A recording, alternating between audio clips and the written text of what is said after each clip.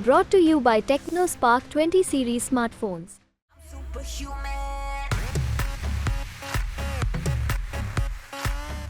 असदुद्दीन ओवैसी की राजनीति भी अजीब चलती है। जिस बीजेपी की बी टीम कहे जाते हैं उसी ने हैदराबाद में हराने के लिए जमीन आसमान एक किया हुआ है। जिस पार्टी के नेता से बढ़िया ट्यूनिंग चल रही है उसके टॉप नेता नाम लेते ही कहते हैं कि ओवैसी तो बीजेपी के लिए काम करते हैं। बीजेपी उम्मीदवार माधवी लता के समर्थन में प्रचार करने आई नवनीत राणा ने ओवैसी भाइयों के खिलाफ भड़काऊ बयान दे दिया। ओवैसी बीजेपी विरोधियों के सहानुभूति के पात्र होने चाहिए थे। थोड़ी बहुत सहानुभूति मिल भी रही है, लेकिन जैसे ही रिपोर्टर ने प्रियंका गांधी के सामने नवनीत राणा ओवैसी कांड का जिक्र छोड़ा, तपाक से प्रियंका गांधी ने ओवैसी पर बीजेपी के लिए काम करने का आरोप जड़ दिया। लेकिन असदुद्दीन ओवैसी भी नहीं, आप उसी चीज पे अटके हुए हैं ना। मैं बार बार आपको यही कह रही हूँ, असदुद्दीन ओवैसी जी सीधा सीधा भाजपा के साथ काम कर रहे हैं। जहाँ जहाँ भाजपा को जरूरत है कि वो किसी को खड़ा कर दे, बाकी पार्टियों को पीछे रखने के लिए वो कर रहे हैं। ये बात बहुत स्पष्ट हो गई है। तेलंगाना के चुनाव में ये बात बहुत स्पष्ट हो गई है। बीजेपी के लिए काम करने के आरोपों को सुनना ओवैसी के लिए नया नहीं है। ओवैसी पर जब आरोप लगता है तब उंगली बीजेपी पर भी उठती है।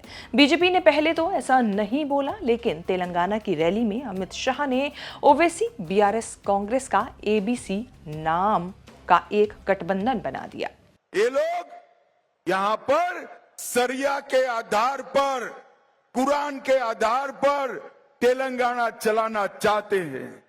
ये तुष्टीकरण की जो एबीसी है ना, अपीसमेंट की एबीसी, इसका मतलब है ए से ओवैसी असदुद्दीन, बी से बीआरएस और सी से कांग्रेस पार्टी, ये तीनों एक थैले के चट्टे पट्टे हैं। ओवैसी की राजनीति ये है कि वो कभी किसी साइड के फेवरेट नहीं बने। हिंदू फैक्टर के कारण बीजेपी ने साथ रखा नहीं। कांग्रेस या मुसलमानों को साथ रखने वाली कोई पार्टी भरोसे के लिए तैयार होती नहीं। ओवैसी अकेले ही सबसे निपटते रहे और इस बार भी अकेले माधवी लता नहीं, मोदी शाह को मात देने के लिए कमर कसे हैं। ओवैसी कांग्रेस या बीआरएस उम्मीदवारों की तो गिनती भी नहीं कर रहे हैं। ये 40 साल से हम बीजेपी को हरा रहे, कैसा हरा रहे? कौन थे वहां पे? 40 साल से यहाँ पे बीजेपी हार रही। 2014 में भी मोदी आए थे, मंजलिस जीती। 2019 में भी आए, मोदी आए थे, मंजलिस जीती। 2018 के असेंबली इलेक्शन में आए, मंजलिस जीती। 2023 के असेंबली इलेक्शन में मोदी आए, हम जीते। तो ऐसा है ना, मोदी अमित शाह को जब तक नाम नहीं लिया मंजलिस का, पेट में दर्द नहीं जाता। तेलंगाना में चुनाव हो रहा था तब 4 कदम आगे जाकर राहुल गांधी ने ओवैसी पर पैसे खाकर बीजेपी के लिए काम करने का आरोप लगाया था। राहुल खुद आरोप लगा चुके हैं कि जहां कांग्रेस चुनाव लड़ती है वहां एआईएमआईएम के उम्मीदवार बीजेपी की मदद करते हैं। हालांकि राहुल के आरोपों के बाद भी ओवैसियों का हैदराबाद में कुछ ज्यादा बिगड़ा नहीं। एआईएमआईएम अपना स्टेटस मेंटेन करने में कामयाब रही। जहां भी कांग्रेस पार्टी चुनाव लड़ती है, महाराष्ट्र हो, राजस्थान, उत्तर प्रदेश, जहां भी हम जाते हैं वहां पे जादू से एमआईएम के कैंडिडेट आ जाते हैं और सारे के सारे कैंडिडेट जो आते हैं वो बीजेपी की मदद करने वाले कैंडिडेट आते हैं। तो ये भी एमआईएम वाले लोग पैसा लेकर 24 घंटा बीजेपी की मदद करते हैं। ओवैसी को लेकर कांग्रेस में भी कंफ्यूजन है और वो कंफ्यूजन दिख रहा है। चुनाव के बाद पार्टी लाइन से अलग रेवंत रेड्डी ने असदुद्दीन ओवैसी और अकबरुद्दीन ओवैसी से अलग व्यवहार बनाकर रखा था। लंदन के दौरे से लेकर इफ्तार की दावत तक कोई न कोई ओवैसी रेवंत रेड्डी के साथ दिखता रहा। कांग्रेस ने सबसे आखिर में इन चर्चाओं के बाद हैदराबाद में ओवैसी के खिलाफ मोहम्मद वलीउल्लाह समीर को उम्मीदवार बनाया कि रेवंत रेड्डी वॉक ओवर दे सकते हैं। जब रायबरेली में प्रियंका गांधी ओवैसी को बीजेपी का एजेंट बता रही थी तब सीएम रेवंत रेड्डी ओवैसी के लिए हमदर्दी जता रहे थे। कांग्रेस जब आंध्र प्रदेश में मजबूत होती थी तब भी हैदराबाद ओवैसी का रहा। 1980 के बाद कभी कांग्रेस हैदराबाद में नहीं जीती। 1984 के बाद से ओवैसी परिवार कभी हैदराबाद हारा नहीं।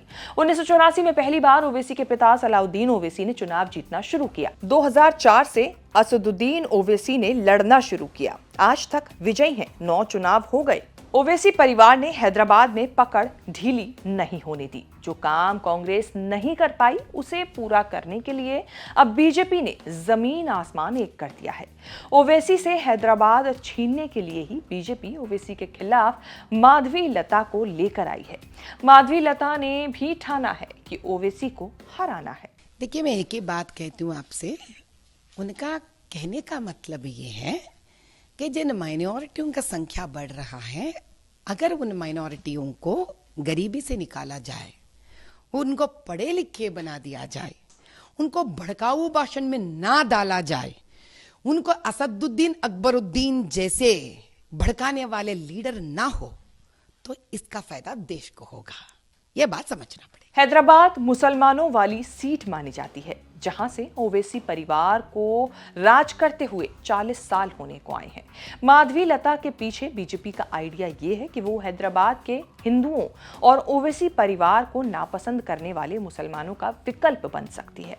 पहली बार माना जा रहा है कि हैदराबाद में ओवैसी के लिए रिस्क है। अब क्या ये रिस्क ओवैसी के लिए वाकई चुनाव के नतीजों में दिखता है, ये देखने वाली बात होगी, जिस पर सबकी निगाहें टिकी होंगी।